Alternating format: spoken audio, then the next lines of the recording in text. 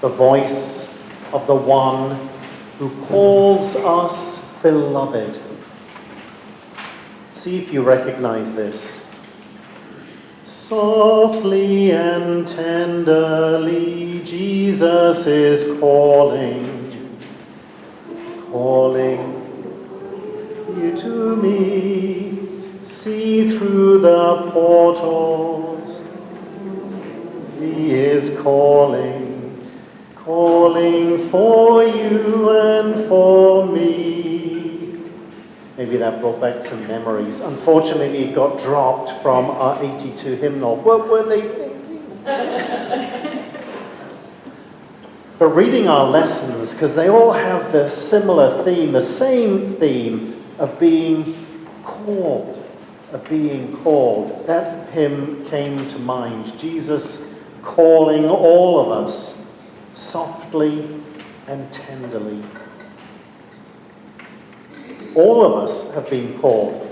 That's why we're here this morning. Because not only have we been called, but we have in some way heard that call. We all want to hear the voice of God. All of us, in our daily lives. But there are so many other voices in the world around us. So many other voices in our heads. So many other voices that we hear people speak to us. So many voices every time we turn on the TV or our smartphone, the media, our culture, history. And above all the cacophony of that, above all the noise and the sound that surrounds us, how do we know what is the voice of God and what isn't?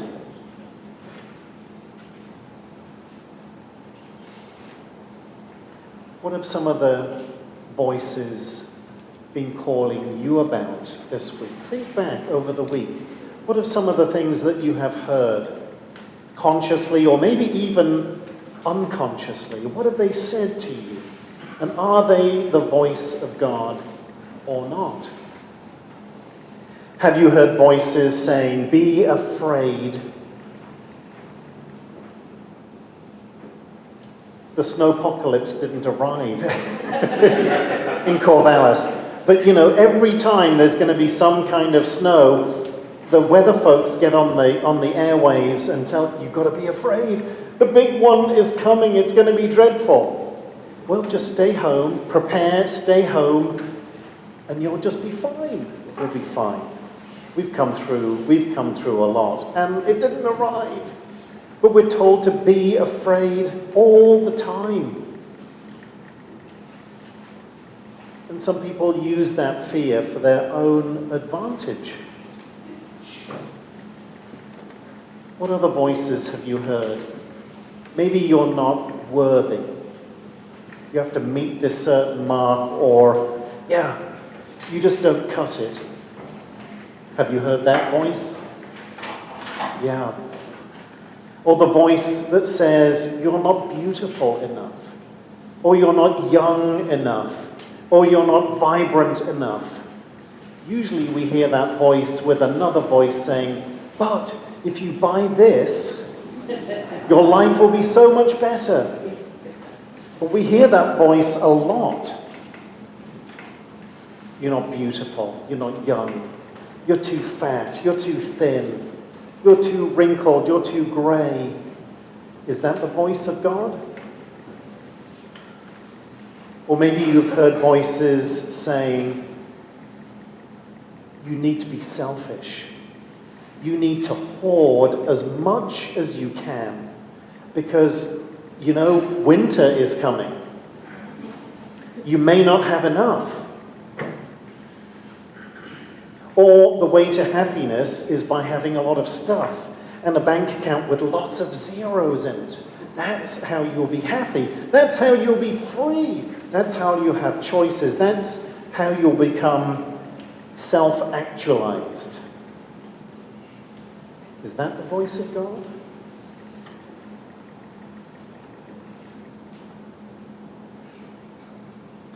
Or maybe you've heard a voice saying, the others. You need to watch out for them, the people who are not like you, the people who don't sound like you. Be afraid of them. Make sure you know who's in your tribe, because it's only by knowing the people in your tribe that you'll really have safety and security. And all the others, keep them at arm's length. Have you heard that voice recently? Lots of voices, lots of calls.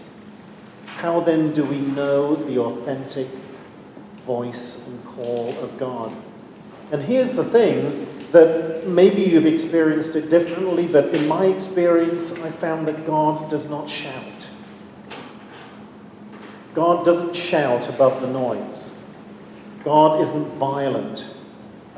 God's not going to be mean to us or hit us with a 2x4 or shake us to our senses. God is in the still small voice, as we're told.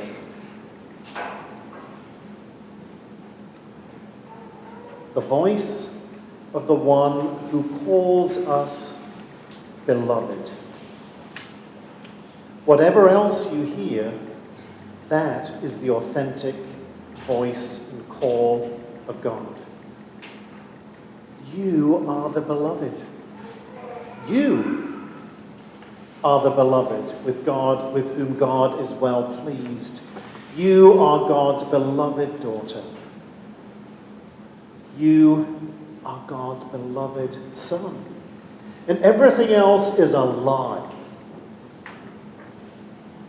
I know that sounds strong, but it's true. Everything else that tells you differently is a lie. And you need to recognize it for what it is. You are the beloved. And the person sitting next to you is the beloved. And the first person you will meet on your way out of church is the beloved. And all the people that you will meet in this coming week, whether they're like you or not, whether you like them or not, are also the beloved. Would you like some homework? No. For some of you, it's midterms, so I hate to put another, but let's try this. I'm going to do this too. This week, I want you to do two things. Two things. Try this. First of all, every time you brush your teeth, or wash your face, or look at yourself in the mirror,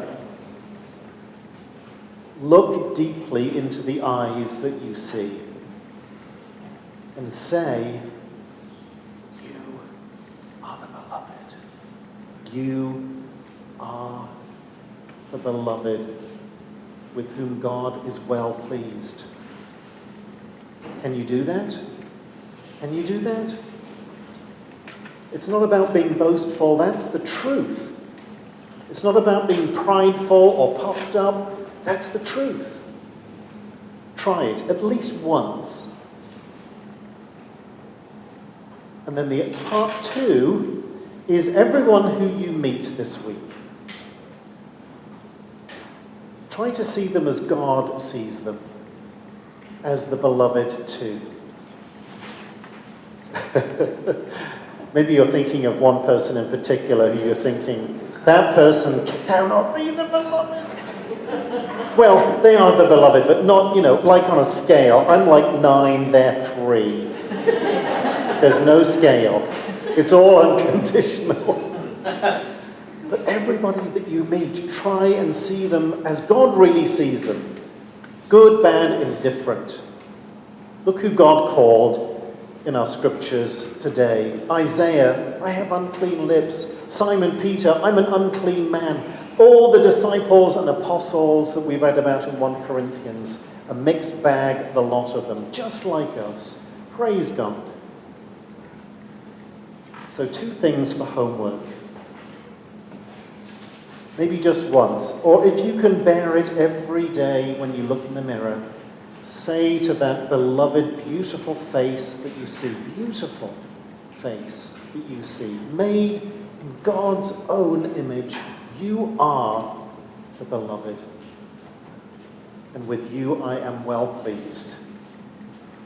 And everyone that you meet, they're the beloved too. And the results, well, might be quite startling, might be quite, unsettling. But whatever else you hear this week, my dear beloved ones, only that is the truth.